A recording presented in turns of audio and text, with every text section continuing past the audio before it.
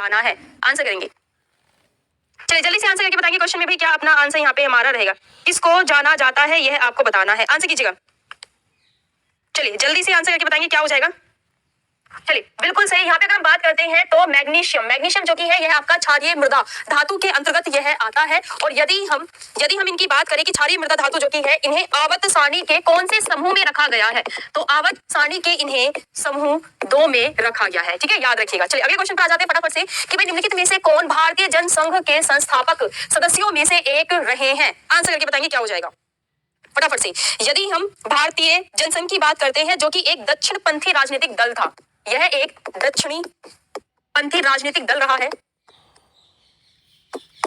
राजनीतिक दल रहा है जिसका जो गठन है वह 1951 से 1977 के मध्य में यह अस्तित्व में आया था। ठीक है, याद रखिएगा। और इसका जो गठन है वह 1980 के समय पर यहाँ पर पूर्ण रूप से किया गया था। 1977 में कांग्रेस के विरोध में जनसंघ के फॉर्मेशन की बात की गई थी। चलिए तो यहाँ पे देखिएगा क्या हो जाएगा। श्यामा प्रसाद मुखर्जी, श्यामा प्रसाद मुखर्जी की बात करते हैं तो यह है भारतीय जनता पार्टी के क्या रहे हैं, इसके एक फाउंडर में से एक यहाँ पर रहे हैं।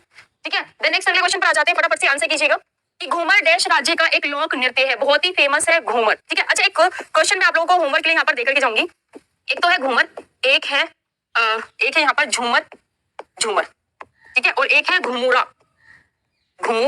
आपको ऑफलाइन कमेंट करके ये बताना है कि ये जो डांस फॉर्म है यह किन किन क्षेत्रों में यहाँ पर होते हैं। ठीक है, चलिए अगले क्वेश्चन पर यहाँ पे पहले इसका आंसर कीजिएगा क्या हो जाएगा। यदि हम घूमर नृत्य की बात करते हैं तो यह राजस्थान में महिलाओं के द्वारा जो कि घाघरा पहन करके वह करती हैं, तो घूमर नृत्य यह किया जाता है। और वो पद्मावत का सॉन्ग आपने सुना होगा, घूमर घूमर घूमे रे, तो वो एक बेस्ट एग्जाम्पल है इस डांस फॉर्म का। इसके साथ ही राजस्थान की बात करते हैं तो यहाँ पर कालबेलिया नृत्य भी होता है, यहाँ पर चारी नृत्य भी होता है, यहाँ पर कठपुतली नृत्य भी होता है। ठीक है, और यहाँ पर कच्चा गोरी नृत्य भी यहाँ पर किया जाता है। ईटीसी यह सभी जो कि डांस फॉर्म है यह आपका राजस्थान से संबंधित है। देन नेक्स्ट ये वाला क्वेश्चन आप लोग मुझे होमवर्क में सर्च करके जरूर बताइएगा जो मैंने आपको दिया है। ठीक है, चलिए अगले क्वेश्चन पर आ जाते हैं। नेक्स्ट, अच्छा आज टेडी बियर दिवस है क्या।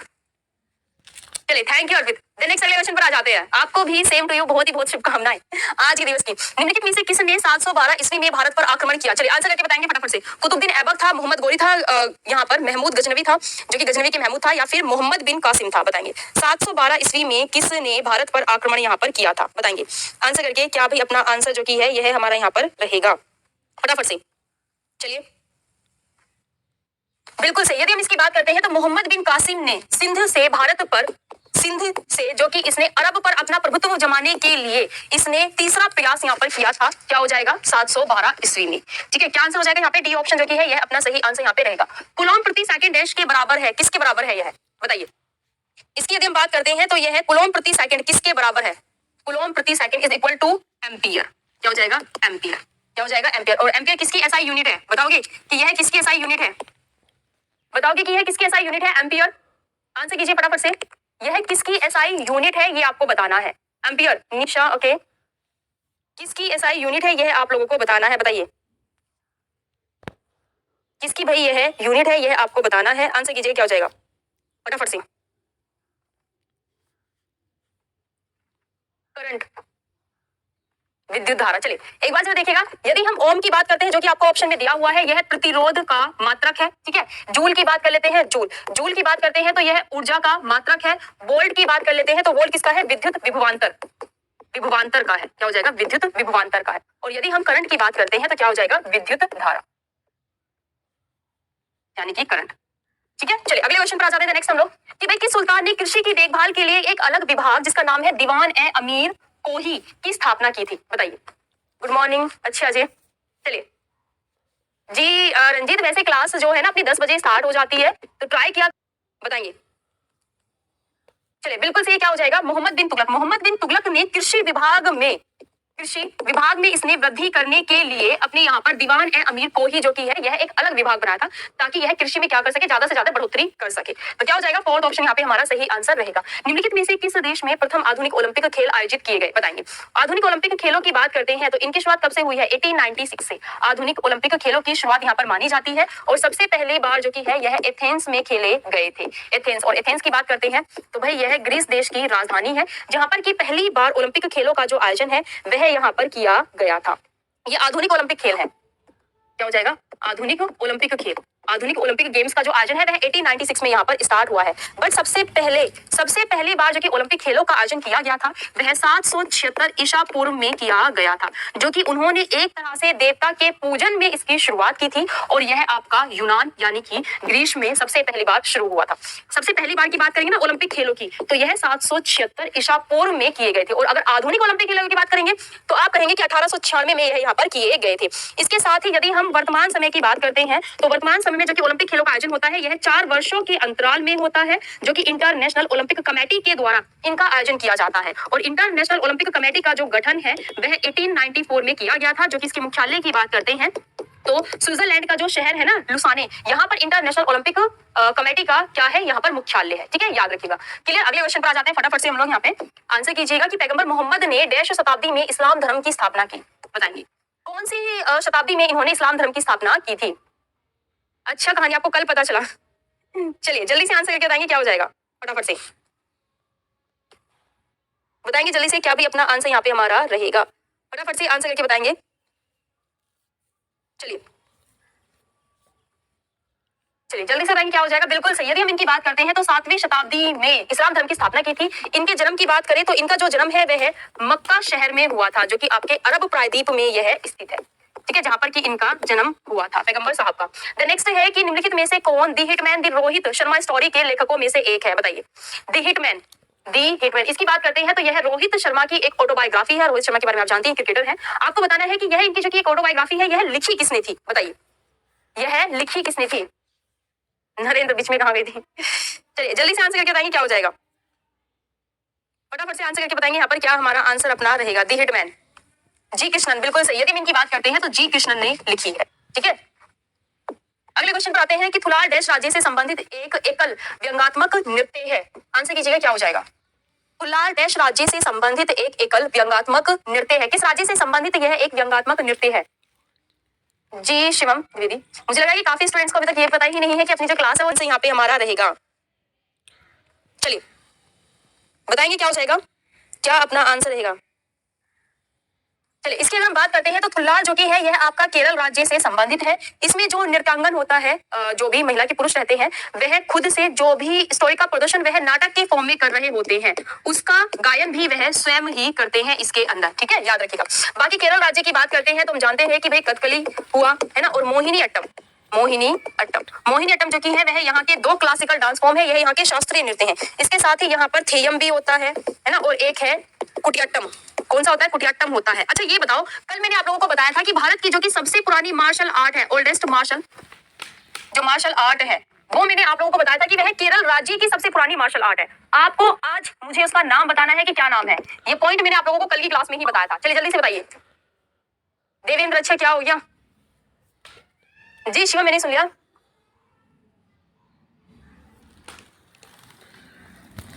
तो शिवम देखो, कोई भी सब्जेक्ट जब हमारा वीक होता है तो उसके लिए हमें डेली प्रैक्टिस करनी होती है। आप जीएस का और इंग्लिश का डेली क्लास एग्जाम्पल चैनल के अनुसार धन विधेयक को विधान परिषद में पेश नहीं किया जा सकता, बताएंगे।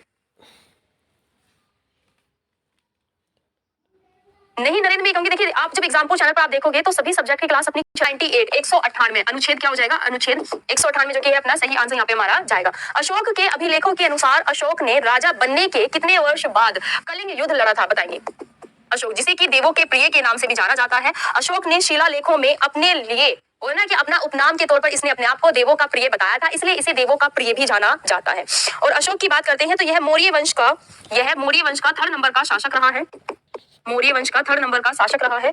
और हमें अशोक के बारे में सबसे ज्यादा पढ़ने के लिए जो मिला है वह इसी के शिलालेखों से मिला है, जो कि इसने अपने शिलालेखों को 4 वर्गों में बांटा गया है। इसके अभिलेखों को प्रमुख शिलालेखों में, लघु शिलालेखों में, और यहाँ पर प्रमुख स्तंभ जो इसने स्तंभ के रूप में भी लिखवाए हैं। जैसे लाइक पिलर होते हैं ना, तो पिलर पर भी इसे चारों तरफ गुदवाए हुए हैं।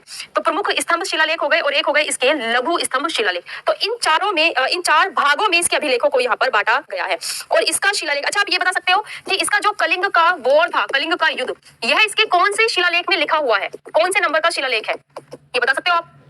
कौन से नंबर का इसका शिलालेख है जिसमें कि लिखा गया है, बताइए। 8th नंबर का, बिल्कुल। क्या हो जाएगा यहाँ?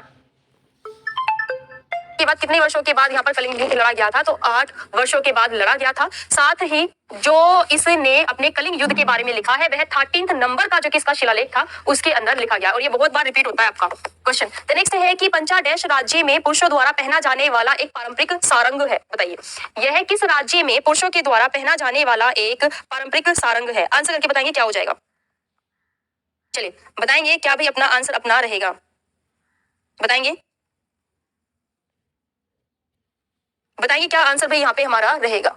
चलिए पंचा की बात करते हैं तो यह कुछ धोती नुमा जो कि है यहाँ के लोग पहनते हैं कर्नाटक राज्य के। यह लगभग 4.5 मीटर लंबा यह एक आयताकार कपड़ा होता है। जैसे कि धोती पहनते हैं ना, तो कुछ उस टाइप से, प्रॉपर धोती के रूप में नहीं लेकिन कुछ धोती के टाइप में यह पहना जाता है, ठीक है। और यह कर्नाटक राज्य के जो कि पुरुष हैं उनके द्वारा यह जनरली किसी उत्सव या कोई समारोह है उसके समय पर यह पहना जाता है। बाकी कर्नाटक राज्य की अगर हम बात करते हैं तो यहाँ पे थावरचंद गहलोत जो कि है वह गवर्नर है और बसवराज बोम्मई यहाँ के मुख्यमंत्री हैं। यहाँ के अगर हम राजकीय पशु की बात करते हैं तो यहाँ का राजकीय पशु है हाथी। अगर हम यहाँ के राजकीय वृक्ष की बात करते हैं, वृक्ष, तो वह है चंदन का, ठीक है। और अगर यहाँ के राजकीय फूल की बात करते हैं तो वह है कमल का फूल, ठीक है, कर्नाटक राज्य का, ठीक है, याद रखिएगा। यहाँ पर अगले क्वेश्चन पर आ जाते हैं। देन नेक्स्ट, और पक्षी की बात करते हैं तो भारतीय रोलर, कर्नाटक राज्य का जो कि राजकीय पक्षी है वह है भारतीय रोलर, ठीक है, लुंगी बोलते हैं उसको। अच्छा वही लुंगी डांस, ओके। चलिए जल्दी से अगले क्वेश्चन पर आ जाते हैं। नेक्स्ट हम लोग कि निम्नलिखित में से कौन सी पुस्तक दलाई लामा द्वारा लिखी गई और उनके द्वारा फरवरी 2021 में उसे लॉन्च किया गया था? ये पूछा हुआ क्वेश्चन है आपका एसएससी का। बताएंगे कौन सी बुक है उनकी जो कि लिखी गई है। आंसर करेंगे क्या हो जाएगा फटाफट से, चलिए आंसर करके बताएंगे क्या हो जाएगा फटाफट से। बिल्कुल सही। इसकी अगर हम बात करते हैं तो इनकी बुक, कौन सी इनकी बुक है? The little book of encouragement. क्या हो जाएगा? The little book of encouragement जो कि है यह दलाई लामा जो कि तिब्बत के 14th नंबर के आध्यात्मिक गुरु है ना, 14वें नंबर के आध्यात्मिक गुरु है, यह इनकी बुक है। तो नेक्स्ट है फटाफट से अगले क्वेश्चन का आंसर कीजिएगा कि निम्नलिखित में से किस तरल पदार्थ का पीएच सबसे अधिक होता है? बताइए पीएच वैल्यू जो कि है वह सबसे अधिक होती है इनमें से। आंसर करके बताएंगे क्या हो जाएगा। मानव रक्त दिया गया है आपको, मानव रक्त। मानव रक्त की बात करते हैं, इसकी पीएच वैल्यू कितनी होती है? 7.4, जो कि अक्सर आप लोगों से पूछी जाती है। इसके साथ ही नींबू के रस की बात करते हैं तो नींबू का रस जो कि है इसकी पीएच वैल्यू जो कि है वह 2 से 3 पीएच में होती है, ठीक है। देन यदि हम संतरे की बात करते हैं तो संतरे के रस का जो पीएच मान है वह 3.3 से 4.2 होता है, ठीक है। और एक है milk of magnesia. Milk of magnesia की बात करते हैं तो इसका मान कितना होता है? 10.5 होता है। क्या होता है? 10.5, ठीक है। तो आंसर क्या हो जाएगा आपका? 4th, क्योंकि इसमें आपसे पूछा था कि किसका तरल पदार्थ का पीएच सबसे अधिक है, तो क्या हो जाएगा? 4th ऑप्शन जो कि 10.5 पीएच है इसका मान, ठीक है। क्या आंसर हो जाएगा? डी ऑप्शन अपना सही आंसर यहाँ पे जाएगा। नेक्स्ट है वॉकिंग विद दी कॉमरेड्स, पुस्तक के लेखक कौन है? बताएंगे walking with the comrades book जो कि है भाई इसके लेखक कौन है? आंसर कीजिएगा। लूजर एक्चुअली जो कुछ ज्यादातर प्रीवियस ईयर क्वेश्चंस होते हैं ना, मैं वही बच्चों को प्रैक्टिस कराती हूँ। हाल ही में जैसे कि एसएससी का आपका हुआ है ना, तो ये सभी। अरुंधति रॉय की बात करते हैं, जनरली इनका जो जन्म है वह मेघालय राज्य से यह बिलोंग करती हैं और शिलोंग में इनका जन्म हुआ था। आप जानते हैं कि इनकी अगर हम बात करते हैं तो इन्हें मैन बुकर पुरस्कार से भी सम्मानित किया जा चुका है, जो कि इन्हें 1997 में the God of small things के लिए पुरस्कार दिया गया था। इसके साथ ही इन्हें भारत का जो कि हाईएस्ट यहाँ पर लिटरेचर अवार्ड है, साहित्य अकादमी अवार्ड, साहित्य अकादमी पुरस्कार, इन्हें साहित्य अकादमी पुरस्कार से भी सम्मानित किया जा चुका है, जो कि 2006 में इन्हें साहित्य अकादमी पुरस्कार से सम्मानित किया गया था। इसके साथ ही इन्हें नॉर्मन मेलर पुरस्कार से भी सम्मानित किया जा चुका है, जो कि लिटरेचर में दिया जाता है, ठीक है। नॉर्मन मेलर पुरस्कार जो कि है वह इन्हें 2011 में दिया गया था, ठीक है, याद रखना। इनकी बुक अक्सर पूछी जाती है जिसके लिए कि इन्हें मैन बुकर पुरस्कार दिया गया था। तो the God of small things, the God of small things के लिए ये बुक है इनकी, जिसके लिए इन्हें मैन बुकर पुरस्कार दिया गया था और सबसे पहली भारतीय बनी जिन्हें की वर्ल्ड का highest literature award man Booker पुरस्कार दिया गया था, ठीक है। चलिए अगले क्वेश्चन पर आ जाते हैं कि भाई मकड़ी के जाले डैश से बने होते हैं, जो प्रोटीन से बना एक प्राकृतिक रेशा होता है। चलिए किससे बने हुए होते हैं? ऊन से, छाल से, रेशम से या फिर बाल से? बताएंगे किससे बना हुआ होता है, बताएंगे कौन से रेशे से यह बना हुआ होता है? तो क्या हो जाएगा? रेशम से। ये एसएससी का पूछा हुआ क्वेश्चन है, क्या हो जाएगा? रेशम से। नेक्स्ट है हमारा कि निम्नलिखित में से किस वर्ष कनाडा में पहला राष्ट्रमंडल खेल आयोजित किया गया था? बताएंगे। भारत में एक बार, अभी तक सिर्फ एक बार ही कॉमनवेल्थ गेम का आयोजन किया गया है भारत में, जो कि भारत में 2010 में आयोजित किया गया था, ठीक है, 2010 में आयोजित किया गया था और न्यू दिल्ली में इसका आयोजन किया गया था। चलिए क्वेश्चन का आंसर बताएंगे क्या हो जाएगा? 1930 में, बिल्कुल सही। मैंने आपको पहले भी ये पढ़ाया था, एक बार मैं फिर से रिपीट कर देती हूँ। देखो कॉमनवेल्थ गेम की जो शुरुआत हुई है वह 1930 में हुई है और 1930 में सबसे पहली बार यह कनाडा के शहर हैमिल्टन में खेले गए थे, ठीक है, कनाडा के शहर हैमिल्टन में खेले गए थे, याद रखना। और यहाँ पर आपसे यही पूछा है कि कनाडा में पहली बार जो कि राष्ट्रमंडल खेलों का आयोजन किया गया था, ये कब किया गया था? तो सिंपल सी बात है, सबसे पहली बार हुआ ही कनाडा में था, ठीक है, और अभी लास्ट टाइम 2022 में कहां पर हुआ है? 2022 का मैं बताऊंगी, आप लोग बताओगे मुझे 2026 का कि अपकमिंग कॉमनवेल्थ गेम 2026 में कहां पर आयोजित किए जाएंगे। यदि 2022 की बात करते हैं तो 2022 में भाई इनका जो आयोजन है वह बर्मिंघम में किया गया है, जो कि इंग्लैंड का शहर है। ठीक है, कहां पर किया गया है? बर्मिंघम में किया गया है। क्लियर है? चलिए आप लोग मुझे बताइए कि 2026 में इनका आयोजन कहां पर किया जाएगा? 30 फरवरी। चलिए आंसर करके बताइए। चलिए 2022 में हुआ है लास्ट टाइम, ऑस्ट्रेलिया में किया जाएगा। बिल्कुल सही, क्या हो जाएगा? ऑस्ट्रेलिया में किया जाएगा इनका आयोजन 2026 में। अगले क्वेश्चन पर आ जाते हैं कि निम्नलिखित में से किस वर्ष में बॉम्बे पुनर्गठन अधिनियम पारित किया गया था? बताएंगे।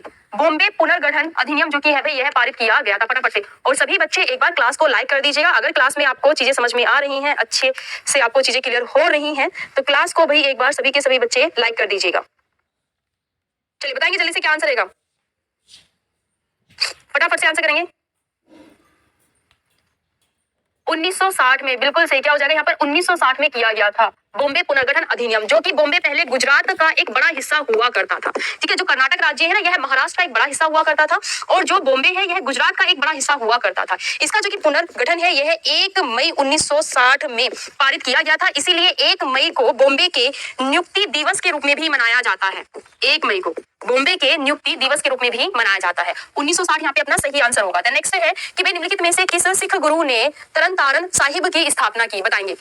और आज की क्लास की, डेली की क्लास की पीडीएफ मैं आप लोगों को टेलीग्राम चैनल पर दे ही रही हूँ। चलिए बिल्कुल सही, इसकी हम बात करते हैं तो गुरु अर्जुन देव के द्वारा इसकी स्थापना की गई थी। यदि इसकी लोकेशन की बात करते हैं कि माजा क्षेत्र है, उसमें यह एक शहर है। ठीक है, जिसकी स्थापना गुरु अर्जुन देव ने की थी। तो क्या आंसर हो जाएगा भाई? यहाँ पे सेकंड ऑप्शन अपना सही आंसर हमारा जाएगा। नेक्स्ट है कि भारत में जय हिंद पुल कहाँ स्थित है? बताइए। जय हिंद पुल सुभाष चंद्र बोस जी के द्वारा दिया गया जय हिंद नारा के नाम पर इस पुल का जो नाम है वह जय हिंद यहाँ पर रखा गया है।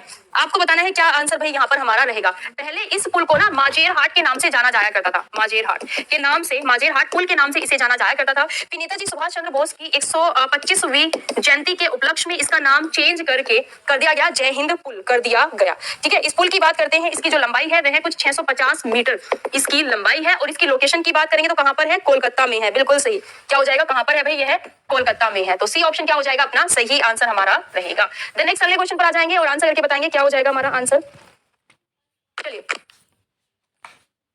जी बिल्कुल लवली, ऑफ कोर्स, क्योंकि कुछ क्वेश्चंस होते हैं जिनको आपको रिपीट करना ही है और उनको याद भी करना है। तो ये कुछ क्वेश्चंस हैं जो कि आपको इस्लाम सो के जाग रहे हैं, कह रहे हैं कि शादी की मिठाई खिलाओ। ये बताओ, जब शादी की दावत दी जा रही थी तब कहां सो रहे थे आप लोग? जब 25 जनवरी के उपलक्ष्य में आप लोग को क्या हो जाएगा यहाँ पे कि भारतीय पुरातत्व सर्वेक्षण के पहले महानिदेशक कौन रहे हैं? यदि हम यहाँ पे आर्कियोलॉजिकल सर्वे ऑफ इंडिया की बात करते हैं, यानी कि ASI की बात करते हैं, तो इसकी जो स्थापना है वह 1861 में की गई है। और इसकी अगर हम लोकेशन की बात करें, स्थिति की बात करें तो कहां पर है? बताओ। इसकी अगर हम स्थिति की बात करते हैं, लोकेशन की बात करते हैं, तो आर्कियोलॉजिकल सर्वे ऑफ इंडिया जो की है यह कहां पर है? आंसर करना है आपको। बताइए। सबसे पहले जो कि महानिदेशक रहे थे वह अलेक्जेंडर कनिंघम रहे थे, जो कि आपको ए ऑप्शन में दिया गया है। ठीक है, याद रखिएगा, अलेक्जेंडर कनिंघम सबसे पहले आर्कियोलॉजिकल सर्वे ऑफ इंडिया के महानिदेशक रहे थे। ठीक है, और इसके मुख्यालय की बात करते हैं तो कहां पर है? तो कोलकाता में इसका मुख्यालय है। सही आंसर है। नेक्स्ट है कि स्वामी दयानंद सरस्वती के बारे में निम्नलिखित में से कौन सा कथन गलत है? आंसर कीजिए। 4 स्टेटमेंट आपको दिए गए हैं, इनमें से कौन सा गलत है ये आपको बताना है। आंसर करेंगे, क्या हो जाएगा? बताएंगे क्या भाई?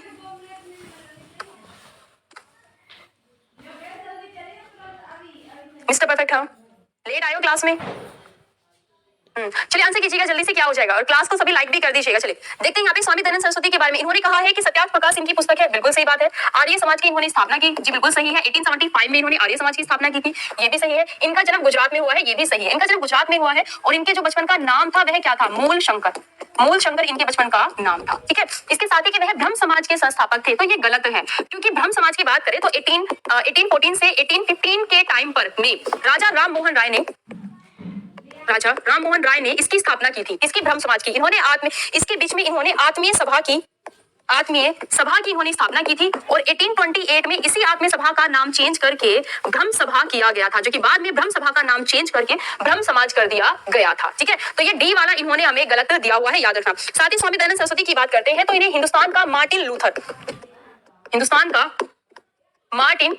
लूथर भी कहा जाता है। ये एक उपनाम है जिसके नाम से स्वामी दयानंद सरस्वती को जाना जाता है। ठीक है, याद रखिएगा, इन्हें हिंदुस्तान का मार्टिन लूथर भी कहा जाता है। अगले क्वेश्चन पर आते हैं कि भाई निम्नलिखित में से कौन हिंदुस्तान रिपब्लिक एसोसिएशन के संस्थापकों में से एक थे? बताइए। हिंदुस्तान रिपब्लिक एसोसिएशन के संस्थापकों में से एक रहे हैं। HR बताइए क्या आंसर हो जाएगा यहाँ पे। निम्न में से वह कौन सी व्यक्ति हैं जो कि इसके संस्थापक, जो कि इसकी स्थापना 1923 में इलाहाबाद में की गई थी। इलाहाबाद में, जो कि वर्तमान समय प्रयागराज के नाम से जाना जाता है, यहाँ पर इसकी स्थापना की गई थी। बताना है क्या आंसर यहाँ पर हमारा रहेगा फटाफट से। चलिए, इसके संस्थापकों में से एक थे, कौन थे? राम प्रसाद बिस्मिल्ला। ठीक है, याद रखिएगा। राम प्रसाद बिस्मिल्ला जो कि है वह इसके फाउंडर में से एक यहाँ पर रहे हैं। राम प्रसाद बिस्मिल्ला आंसर होगा। ये क्वेश्चन काफी बार रिपीट होता है आपका। बाघमारा पीचर प्लांट अभयारण्य निम्नलिखित में से किस राज्य में स्थित है? आंसर कीजिएगा। बाघमारा पीचर प्लांट सेंचुरी यह किस राज्य में स्थित है, ये आप लोगों को बताना है। आंसर करेंगे फटाफट से, क्या हो जाएगा? चलिए, क्या भी अपना आंसर यहाँ पे हमारा रहेगा, बताना है आप लोगों को। आंसर कीजिएगा, क्या हो जाएगा?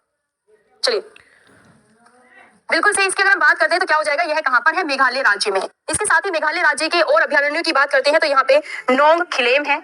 नोंग खिलेम यहाँ पर अभयारण्य है। इसके साथ ही यहाँ पे नोक रेक अभयारण्य भी है। यहाँ पर बाल पक्रम जो कि है यह भी मेघालय राज्य में ही अभयारण्य है। ठीक है, तो क्या हो जाएगा? मेघालय राज्य यहाँ पे अपना सही आंसर हमारा जाएगा। नेक्स्ट है कि मैं निम्नलिखित में से किस वर्ष लंदन में द्वितीय गोलमेज सम्मेलन आयोजित किया गया था? बताइए। द्वितीय गोलमेज सम्मेलन, 3 गोलमेज सम्मेलन हुए हैं, फर्स्ट, सेकंड और थर्ड। पहले आप लोग मुझे भाई यह हुआ था, फटाफट से।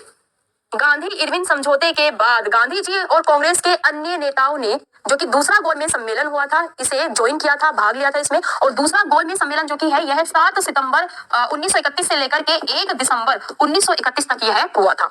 डायरेक्ट कुछ ईयर में अगर आप लोगों को बताऊं, जो कि आप सीधे सीधे ईयर याद रख लेना। सबसे पहला गोलमेज सम्मेलन के लिए आप लोग 1930 याद रख लेना, फिर 1931 और फिर 1932, ये सीधा सीधा याद रख लेना। अगर आपको डेट वाइज भी याद ना हो तो आप डायरेक्ट ईयर वाइज भी याद रख सकते हो। साथ ही एक बात और कि तीनों ही जो गोलमेज सम्मेलन है यह लंदन में हुए थे। प्रधानमंत्री के रूप में मोरारजी देसाई की जगह ली, बताएंगे। आंसर कीजिएगा, क्या हो जाएगा? 1979 में भारत के प्रधानमंत्री के रूप में मोरारजी देसाई की बात करते हैं, सबसे वृद्ध प्रधानमंत्री रहे हैं देश के। अभी तक की अगर बात करें तो सबसे ज्यादा जो कि ओल्ड एज के प्रधानमंत्री बने हैं हमारे देश के, वह मोरारजी देसाई हैं। साथ ही साथ सबसे पहले गैर कांग्रेसी देश के प्रधानमंत्री जो बने थे वह भी मोरारजी देसाई ही बने थे। ठीक है, याद रखिएगा। और एकमात्र ये भारतीय हैं जिन्हें की भारत रत्न और साथ ही पाकिस्तान का जो कि हाईएस्ट यहाँ पर जो कि नागरिकों को दिया जाने वाला पुरस्कार है, पाकिस्तान ए निशान से इन्हें सम्मानित किया हुआ है। ठीक है, याद रखिएगा। और इनके बाद की बात करते हैं तो कौन बने थे? बी, ओके, जल्दी से आंसर करके बताएंगे कि इनके बाद कौन यहाँ पर बने थे।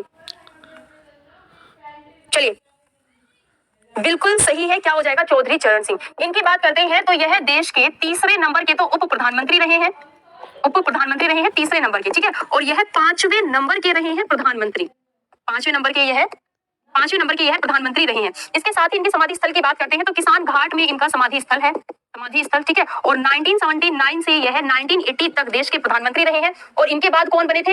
इनके बाद देश के प्रधानमंत्री कौन बने थे? इनके बाद बनी थी इंदिरा गांधी वापस से सत्ता में आ गई थी इंदिरा गांधी, जो कि 1980 से लेकर के 1984 तक यह देश की, जब इनकी 31 अक्टूबर 1984 में हत्या की गई थी, अपनी हत्या तक यह देश की प्रधानमंत्री रही हैं इंदिरा गांधी। ठीक है, याद रखिएगा। चलिए अगले क्वेश्चन पर आ जाते हैं। यहाँ पे आंसर करेंगे कि the quest for equity in development, बताएंगे कि यह बुक किसकी है? आंसर कीजिएगा। भारत में जी बिल्कुल जी। आदित्य, अगर आपके पेपर में नहीं आया तो इसका मतलब ये नहीं है कि किसी भी पेपर में नहीं आया, वो आपका फ्रस्ट्रेशन है। जी बिल्कुल, विपुल सर भी क्लास कराते हैं, विपुल सर की क्लास आप कर सकते हैं। मनमोहन सिंह, क्या हो जाएगा? मनमोहन सिंह की बात करते हैं 2004 से लेकर के यह 2014 तक देश के प्रधानमंत्री रहे हैं, जो कि 10 वर्ष 4 दिन के लिए देश के प्रधानमंत्री रहे हैं। और कौन से नंबर के रहे हैं? 13th नंबर के यह देश के प्रधानमंत्री रहे हैं। 14th नंबर के जानते ही हैं, नरेंद्र मोदी हैं, जो कि अभी भी अपनी सत्ता में बने हुए हैं। और इनकी अगर बात करें तो जैसे कि चेंजिंग इंडिया काफी पूछा जाता है, चेंजिंग इंडिया यह मनमोहन सिंह की ही बुक है। और इसके साथ ही लिवरेज ए ब्रॉड व्यू यह भी इन्हीं की बुक है, मनमोहन सिंह की। ये चेंजिंग इंडिया के बारे में काफी बार पूछ लिया जाता है, जो कि इनकी बुक है। अटल बिहारी वाजपेयी ने शांति घोषणा पर हस्ताक्षर करने के लिए लाहौर की बस यात्रा किस वर्ष की थी? बताइए, लाहौर की बस यात्रा किस वर्ष की थी? अच्छा अंशु, आपने ये स्टार्टिंग में भी मैसेज किया था, मैंने तभी भी आपका मैसेज पढ़ लिया था। इससे पहले इन्होंने शांति घोषणा पर हस्ताक्षर करने से पहले इन्होंने लाहौर बस से 1999 में यात्रा की थी, जो कि यह 19 फरवरी 1999 में यह बस यात्रा से लाहौर पहुंची थी। ठीक है, याद रखिएगा। क्या हो जाएगा यहाँ पे? 1999 में पूछा हुआ क्वेश्चन है। ठीक है, बाकी इनकी बात कर ले हम लोग अटल बिहारी वाजपेयी जी की, तो भाई भारतीय जनसंघ के संस्थापकों में से यह एक रहे हैं। के संस्थापकों में से यह एक रहे हैं, ठीक है। और 2015 में इन्हें भारत रत्न पुरस्कार से सम्मानित किया जा चुका है, ठीक है, जो कि मदन मोहन मालवीय जी को भी 2015 में भारत रत्न दिया गया था। एक तो अटल बिहारी वाजपेयी जी को दिया गया था 2015 में, और एक मदन मोहन मालवीय जी को दिया गया था, ठीक है। चलिए अगले क्वेश्चन पर आ जाते हैं। नेक्स्ट आंसर कीजिएगा कि किसका प्रशासन एक स्वरूप बन गया जिसका अनुसरण अकबर ने किया जब उसने मुगल साम्राज्य को मजबूत किया। आंसर करेंगे क्या हो जाएगा। ये ऑफलाइन कमेंट करके एक बार आप क्वेश्चन को बता देना। किसका प्रशासन एक स्वरूप बन गया जिसका अनुसरण अकबर ने भी किया था और उसने अपने मुगल साम्राज्य को मजबूत किया था उसके अनुसरण उसके स्वरूप का प्रशासन के स्वरूप का अनुसरण करके। तो वह था शेरशाह सूरी। शेरशाह सूरी की बात करते हैं तो हुमायूं को हराने के बाद जो कि अंतिम युद्ध इनके बीच में कन्नौज का युद्ध हुआ था 1540 में। 1540 में हुमायूं को सत्ता से हटा देने के बाद यह है 1540 में दिल्ली का शासक बना था, जो कि इसने सूरी वंश की स्थापना यहाँ पर की थी, ठीक है, याद रखिएगा। और इसकी अगर मकबरे की बात करते हैं, इसका मकबरा कहाँ पर बना हुआ है, तो सासाराम में इसका मकबरा बना हुआ है, जो कि बिहार में है, ठीक है, याद रखिएगा। क्या आंसर हो जाएगा यहाँ पे, फोर्थ ऑप्शन अपना सही। तक किस वर्तमान भारतीय राज्य को नॉर्थ ईस्ट फ्रंटियर एजेंसी के नाम से जाना जाता था, बताइए क्या आंसर हो जाएगा। चलिए फटाफट से भाई, क्या जो कि है यह अपना आंसर हमारा यहाँ पे रहेगा। किसको नॉर्थ ईस्ट फ्रंटियर एजेंसी के नाम से यहाँ पर जाना जाता था, बताइए। 1972 तक ब्रिटिश भारत से लेकर के अभी तक 1972 में भी, जबकि हमारा देश जो कि है 1947 में स्वतंत्र हो गया था, तो आंध्र प्रदेश को जाना जाता था। बाद में इसका नाम चेंज करके अरुणाचल प्रदेश, बाद में इसका नाम चेंज करके अरुणाचल प्रदेश किया गया था। तो क्या हो जाएगा, डी ऑप्शन अपना सही आंसर यहाँ पे रहेगा। भीतरकनिका राष्ट्रीय उद्यान निम्नलिखित में से किस राज्य में स्थित है, आंसर करेंगे जल्दी से, क्या हो जाएगा। भीतरकनिका राष्ट्रीय उद्यान की बात करते हैं तो भाई यह है कहाँ पर स्थित है, चलिए जल्दी से बताएंगे। यदि हम भीतरकनिका की बात करते हैं तो इसे भारत का मिनी अमेजन कहा जाता है।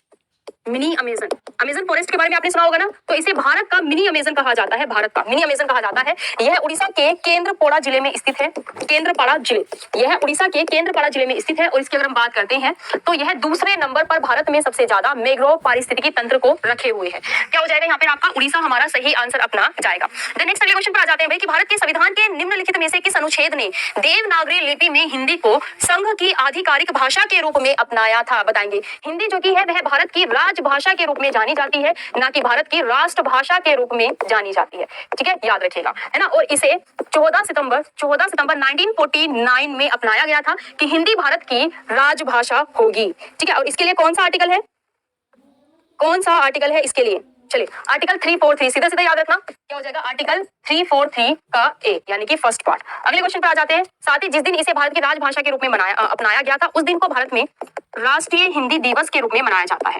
राष्ट्रीय हिंदी दिवस के रूप में मनाया जाता है। नेक्स्ट में अगले क्वेश्चन पर आ जाते हैं कि थानेश्वर से शासन करने वाले पुष्यभूति डैश वंश के संस्थापक थे, बताइए किस वंश के संस्थापक थे। साथ ही बच्चों आप लोग याद रखिएगा, आज है 10 फरवरी और आगे की बात कर लेते हैं तो यह वर्धन वंश के संस्थापक के रूप में यहाँ पर जाना जाता है। और वर्धन वंश जो की है, पुष्यभूति इसके संस्थापक थे और प्रभाकर